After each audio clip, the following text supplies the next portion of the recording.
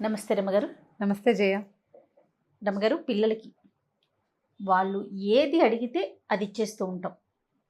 అడగక ముందే కూడా వాళ్ళ అవసరాలను మనం గుర్తెరిగి వారికి ఉపయోగపడతాయని తెచ్చిచ్చేస్తూ ఉంటాం. కొన్ని కొన్ని సందర్భాల్లో ఇవ్వలేకపోతాం, పరిస్థితులు అనుకూలించవు. కానీ పిల్లలు యాక్సెప్ట్ చేయరండి. ఇదే అలవాటు పెరిగి పెద్దయినా కూడా అంటే వాళ్ళకి ఇంకా నో అనే పదాన్ని వారు వినలేకపోతారు.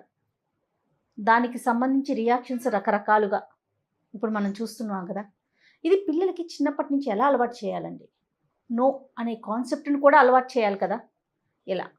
డే 1 నుంచి, పుట్టినరోజు నుంచి నేర్పాలి జయ. నువ్వు తీసుకోవటం.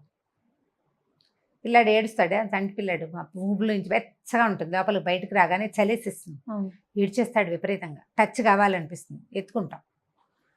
కాసేపు ఎత్తుకున్నాక నేను దింపేయాలి, అంతసేపు ఎత్తుకోకూడదు కదా, నేను పక్కన పెడతాను. వాడు ఇంకోసారి ఏడుస్తాడు, నువ్వు మళ్ళీ ఎత్తుకుంటావు. 3-4 సార్లు అవ్వగానే వాడికి తెలిసిపోతుంది, ఏడిస్తే ఎత్తుకుంటారు. ఏడ్చినా సరే ఎత్తుకోరు అనే విషయం వాడు అర్థం చేసుకోవడానికి వాడికి ఇష్టం ఉండదు. ఇప్పుడు లేక అపురూపంగా ఎక్కడో ఓ పిల్ల పుట్టి, రెండో పిల్ల పుడితే మొదటి పిల్ల మీద ప్రేమ తగ్గిపోతుందేమో, మా అమ్మ నాన్న నన్ను బాగా చూడలేదు రెండో పిల్లని, కాబట్టి నాకు పుట్టిన ఏకైక పిల్లాడో వినే బాగా చూసుకోవాలనుకునే వాళ్ళు బోళ్ళని భావాలుంటాయి. రకరకాల భావావేశాలతోటి పిల్లాడు అసలు ఏడవకూడదనే నాన్నలు కొంతమంది ఉంటారు, పిల్లాడు ఏడవకూడదనే తాతలు ఉంటారు. ఇంకో కొన్ని ఇళ్లలో నాయనమ్మ తాత పిల్లాడు ఏడవకూడదు అంటారు. ఎత్తుకో, పని ఉంది నీకు, ఎత్తుకుని పని చేయి అంటారు. ఎప్పుడు ఎత్తుకుంటారు. ఎత్తుకున్న బిడ్డ మొత్తుకున్నా దిగడు, ఇక దిగరు వాళ్ళు. ఈ దిక్కపోవటం దగ్గర మొదలుపెట్టి ఇక ఇది ఆగదు. కాకపోతే ఒకటి ఉందండి మన సమాజంలో, చిన్నప్పటి నుంచి అన్నిటికీ ఎస్ ఎస్ ఎస్ అంటారా. ఆ పిల్ల ఎవరినో చేసుకుంటారంటే నో అంటారు ఖచ్చితంగా. ఫస్ట్ నో అక్కడే వస్తుంది. అన్నిటికీ ఒప్పుకున్నారు, దీనికి ఎందుకు ఒప్పుకోరు అనిపిస్తుంది ఆ పిల్లకి. లేదా పిల్లాడికి, మగ పిల్లాడికి అంతే, దాని అన్నిటికీ ఒప్పుకుంటారు, దీన్ని ఎందుకు ఒప్పుకోరు. తర్వాత నో చెప్పాల్సి వస్తుందనే ఇంగితంతో మొదటి రోజు నుంచి సాధ్యాసాధ్యాలు గమనించి, అవసరము అనవసరము గమనించి నో చెప్పటం అలవాటు చేయాలి. అది మొదటి రోజు నుంచి మొదలు పెట్టాలి. పిల్లడికి ఒంట్లో బాగుండలేదు, ఎత్తుకో. మనం పిల్లలు మోషన్స్ వామిటింగ్స్ అట్లా అవుతాయా, పసిపిల్లలకి 7-8 నెలలప్పుడు పళ్ళు వస్తాయి, మోషన్ తెగెత్తేసుకుంటాం. అవును. ఓ వారం తర్వాత పిల్లాడు నార్మల్ అవుతాడు, ఎత్తు అలవాటు అయిపోతుంది, అస్సలు దిగనంటాడు, వడియ నేడుస్తుంటాడు, నీరసంగా ఉంటుంది. అలాంటప్పుడు ఏదో మరిపించి దింపేసేయాలి. అప్పుడు కూడా మనం ప్రతిసారి అంటే ఇలా క్రూరంగా ఉంటే ఎట్లా, పిల్లాడిని ఎత్తుకోపోతే అని ఇలా మాట్లాడకూడదు. క్రూరత కాదు అది. మనం పిల్లవాడికి తనంతట తను ఉండటం నేర్పిస్తున్నావు, అదొక నేర్పించే లక్షణం. నువ్వు కూర్చోవటం నేర్పిస్తావు కాదు, నడవటం, కూర్చోవటం అన్నీ నేర్పిస్తావు. బోర్లా పడ్డా ఇప్పుడు కొన్ని వాడే నేర్చుకుంటాడు, నువ్వు ఇలా పడుకోబెడతావు, వాడు పక్కకి తిరగటం నువ్వు నేర్పక్కర్లా, వాడికి వచ్చు. అవును, పక్కకి తిరగటం వాడే నేర్చుకుంటాడు. బోర్లా పడ్డం, చెయ్యి తీసుకోవడానికి ఏడ్చి శోకాలు పెట్టి 4 రోజులు కుస్తీ పడి మొత్తాన్ని నేర్చుకుంటాడు. ముందుకెళ్ళటానికి మొహం ముందుకు పెట్టి ఎంతసేపు తలకాయ ముందుకేసి కొట్టేసుకుంటారు కొంతమంది పిల్లలు, అంతేనా. ముందుకు రారు, వెనక్కి వెళ్తారు. అవన్నీ వాడంతట వాడు నేర్చుకుంటాడు. కానీ నో మనం నేర్పించాలి. కానీ చిన్నప్పుడు నేర్పించలేకపోతాం అమ్మగారు. ఎప్పుడు నేర్పించలేం జయ. పసెప్పుడు కూడా నువ్వు నేర్పించగలుగుతావు, నువ్వు ప్రాక్టీస్ చేయాలి దానికి. నేను డే 1 అని చెప్పాను, అందుకే. అదే ఏడుస్తూ ఉంటే తెగ ఏడ్చేస్తారు, ఎత్తుకో ఎత్తుకో ఎత్తుకో ఎత్తుకో ఎత్తుకో ఎత్తుకో, అదే పాట. ఎత్తుకోమంటే మరిపించటం, ఏదైనా ఒక వస్తువు ఇచ్చి కూర్చోబెట్టడం, ఒక వస్తువు ఇవ్వటం, ఒకటి ఏదైనా చూపించడం, ఓ పాట పాడడం, నేను ఇక్కడే ఉన్నాను ఉండు అని చెప్పటం. క్రమంగా అలవాటు. ఓ రోజులో రాదు, క్రమంగా అలవాటు అవుతుంది. వీళ్ళు నో అంటారు అనేది పిల్లలు తెలుసుకోవాలి. అమ్మ వద్దంటే నాన్న, అమ్మ నాన్న వద్దంటే నాయనమ్మ, వీళ్ళిద్దరు వద్దంటే అమ్మమ్మ. అలా చేయకూడదు. పైగా అమ్మ నాన్న వద్దన్నది తాత అమ్మమ్మ నాయనమ్మ చేసేయటం. పోన్లే పాపం పిల్లాడు అంటాం. పోన్లే పాపం పిల్లాడు రేపొద్దున మొక్కయి వంగంది మానేయి వంగుతుంది, వంగదు. అప్పుడు చచ్చినట్టు ఒప్పుకోవాల్సి వస్తుంది. అవును. మనకేమనిపిస్తుంది, ఇంత అల్లారు ముద్దుగా అడిగింది కాదనకుండా పెంచాము, ఈ ఒక విషయంలో నా మాట వినకూడదు పిల్లవెధవా అని పేరెంట్స్కి అనిపిస్తుంది. ఆటన్నిటికీ ఒప్పుకున్నారు, దీనికి ఎందుకు ఒప్పుకోరు అని పిల్లాడు అనుకుంటాడు. నో అయితే ప్రాక్టీస్ చేయించాలి, తప్పకుండా ప్రాక్టీస్ చేయించాలి. మీకు ఆ నో ప్రాక్టీసులు ఎక్కడెక్కడ చిన్నప్పటి నుంచి తిండి దగ్గర, తిండి తర్వాత వస్తువులు, బొమ్మలు, చదువు, ఎవరితోటైనా కొట్టడం, ఫ్రెండ్షిప్లు, ఎవరినైనా కొట్టేయటం. పిల్లలు కొడతారు, కొట్టంగానే మా పిల్లాడు ఇంతేనను, లేకపోతే వీళ్ళతో నువ్వు మాట్లాడకరాను అనకూడదు. కొట్టకూడదనేది నేర్పించాలి వాడికి. మీ వాడే ప్రొవోక్ చేశాడు అందుకే మా వాడు కొట్టాడని పిల్లాడిని వెనకేసుకు రాకూడదు. చిన్న చిన్న దొంగతనాలు పిల్లలు చేస్తారు, చిన్న చిన్నవి, చాలా చిన్నవి, నవ్వుతూ చెప్పేసుకోవచ్చు. కానీ వాడికి నో చెప్పాలి, ఈ పని చేస్తే ఇది కుదరదు అని చెప్పేయాలి.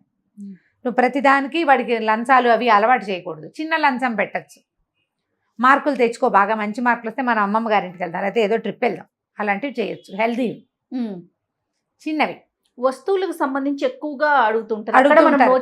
ఎవరి దగ్గర వస్తుంది, ఎవరి దగ్గర ఏ వస్తువు చూసినా మనకి కావాలి, నాకు కావాలి, నాకు కావాలి, వాళ్ళ దగ్గర ఉంది కావాలి.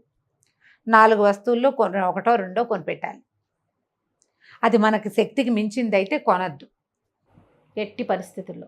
శక్తికి మించి ఎలాగైనా అది అది అవసరం అనుకో, స్కూల్కి కావాలి. ఇప్పుడు కంప్యూటర్లు ప్రతి స్కూల్కి ప్రతి క్లాస్కి అవసరమే. అవును, ఫోన్లు కంప్యూటర్లు చాలా అత్యవసరమైన విషయాలుగా ఉన్నాయి. అన్నం నీళ్లు లాగా తయారైనాయి అవి. వాటికి మనం ఏం చేయలేకపోతాం. దాంట్లో కొత్త కొత్త సాఫ్ట్వేర్లు, కొత్త కొత్తవి ఏవో వాటన్నిటికీ మీకు శక్తి లేకపోతే దాన్ని ఒప్పుకోవద్దు. చెప్పుకోవాలి, నో అనటం కాదు. అయినా మనకు శక్తి లేదు, మనం ఇంతే కొనగలం, జాగ్రత్తగా వాడుకో, కొంచెం మీదటికి నెక్స్ట్ ఇయర్ అని దాన్ని పోస్ట్ పోన్ చేస్తూ ఉండాలి. అవసరమైతే కొనాల్సిందే. అవసరం లేనివి కొనేయటము, పిల్లలు అడక్కముందే వాళ్ళకి పుంఖాలుగా వస్తువులు నీ దగ్గర డబ్బులున్నాయని ఇచ్చేయటము చేస్తే వాళ్ళు ఆ దొరికిన దాన్ని యూటిలైజ్ చేసుకోవటం కాదు, మిస్యూజ్ కూడా చేస్తారు. ఇప్పుడు ఇవాళ పిల్లలు రేపు వాళ్ళు పెద్దలు, ఇవాళ మనం పెద్దవాళ్ళం, నిన్న మనం పిల్లలం కాదు. ఆ ఏజ్లో ప్రతిదీ అడ్వాంటేజ్గానే తీసుకుంటారు. టీనేజ్ పిల్లలు రమ్మగారు వాళ్ళతో కూడా పంపించకపోయినా, లేదంటే సినిమాలకు పంపించకపోయినా అలిగి రచ్చ చేసేస్తారు. అవును, అంటే నో చెప్తే వాళ్ళు యాక్సెప్ట్ చేయలేకపోతారు కదండి. అవును, నో చెప్తే యాక్సెప్ట్ చేయరు. ఎక్కడికైనా వెళ్ళేటప్పుడు జాగ్రత్త అని చెప్తే నచ్చదు. ఫలానా ఖరీదైన వస్తువు అదే కావాలి, కెమెరా ఇదే ఫోన్ కావాలంటారు, అక్కడికి వెళ్ళి పారేసుకొస్తారు. బైక్లు అంటారు మగపిల్లలు అయితే, బైకులు, మగపిల్లలు అయితే బైకులు, కార్లు. ఇప్పుడు కార్లు కూడా బైకులు ఎక్కడ, పెద్ద పెద్ద కార్లు. డబ్బులున్నాయని ఇచ్చేస్తే వాటి వెనకాల ప్రమాదాలు ఉంటాయి, ఇబ్బందులు ఉంటాయి. ఈ వాంటింగ్స్ అన్నీ తీర్చే అమ్మా నాన్న ఉంటే వాళ్ళు సెల్ఫ్ డిపెండెన్సీ ఉండదు, ఇండిపెండెంట్గా అవ్వరు, ఎంతసేపు పారాసైట్స్గా ఉంటారు. దానికోసం మనం ఏం ప్రయత్నం చేయాలో ఆలోచించరు. స్పాయిల్డ్ బ్రాట్ అలా అయిపోతారు, చెడిపోతుంది పెంపకం. అయితే అన్నిటికీ నో చెప్పమని నేను అంటలేదు, మొదటి రోజు నుంచి అదే. అవసరమైనప్పుడు తప్పకుండా చేయాలి, అనవసరమైన వాటిని ఎంకరేజ్ చేయదు. నో అనేది నేర్చుకోకపోతే పిల్లలు ఆశాభంగాన్ని తట్టుకోలేరు. ఇక్కడ వాళ్ళు చెడిపోతారన్నది పాయింట్ కాదు. అవునండి, ఎప్పుడూ మనం కోరిన కోరికల్లా తీరిపోతూ ఉంటే, తీరనిది ఏదైనా వస్తే ఆశాభంగాన్ని తట్టుకోలేక డిప్రెస్ అయ్యే పిల్లలు కొంతమంది, ఎలాగైనా దాన్ని ఎవైల్ చేయాలని చర్యలకి పాల్పడే పిల్లలు కొంతమంది. ఎవరైనా అమ్మాయి ఆడపిల్లల్ని ఒప్పుకోకపోతే ఎలాగైనా ఆ పిల్లని సాధించాలి, చంపేసేయాలి, మనకు దక్కని దాన్ని. ఈ గుణాలన్నీ కూడా ఈ నో అలవాటు లేకపోవటం వల్ల వస్తాయి. జయ, ఇందులో డబ్బులు ఉండేవాళ్ళు, డబ్బులు లేని వాళ్ళు తేడా లేదు జయ. చాలా చిన్న కుటుంబాల్లో కూడా పిల్లల్ని ఎంత గారాబం చేస్తారో.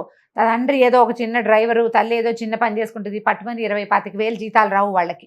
అయినా కూడా ఆ 20-25,000లో బర్త్డేలు చేయాలి, బర్త్డేకి బట్టలు కొనాలి, వాడు ఏదంటే అది. అవునండి, వాళ్ళ శక్తి వంచన లేకుండా చేస్తారు. వాళ్ళకు కూడా నో తీసుకోవటం అలవాటు ఉండదు, ఆ పిల్లలకు కూడా ఉండటం లేదు. ఇప్పుడు ఉండట్లా, ఎందుకంటే లేక 1-2 పిల్లలు.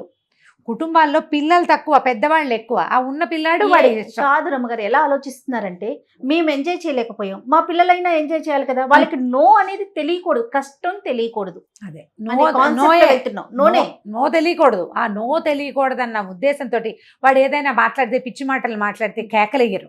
ఇది ఒకటి. అవును రమ్మగారు, కేకలేరు. అక్కర్లేని మాటలు, మనం మాట్లాడుకునే మాటలు. పైగా ఏంటంటే పిల్లలకి వేరే ప్రపంచం లేకుండా మనతోటే ఉండటం.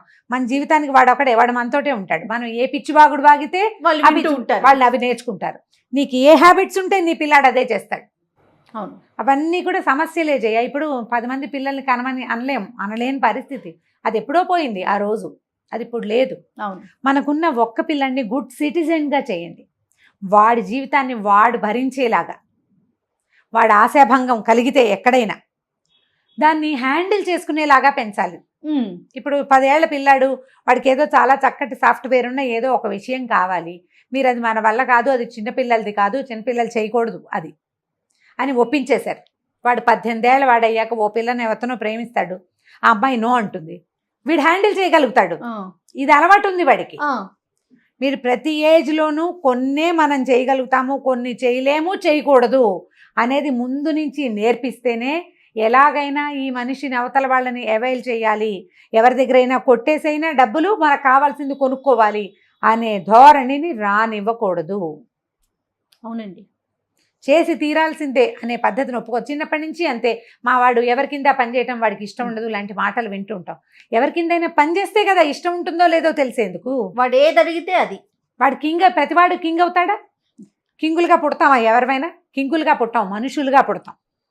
కింగులుగాను క్వీన్లుగాను తర్వాత కాలంలో అవుతాం. మన గుణాలను బట్టి వెళ్తాం అంతే. మన అవకాశాలు, మన గుణగణాలు. ఎవ్వరూ కింగుల్లాగానో పాపర్లలాగానో పుట్టరు, అందరూ మనుషుల్లాగానే పుడతారు. ఈ నో గనక అలవాటైతే వాడు ఆశాభంగాన్ని తట్టుకోగలుగుతాడు. అవునండి. తను బతుకుతాడు, ఇంకొకళ్ళని బతకనిస్తాడు. మిమ్మల్ని కూడా, పేరెంట్స్ని కూడా.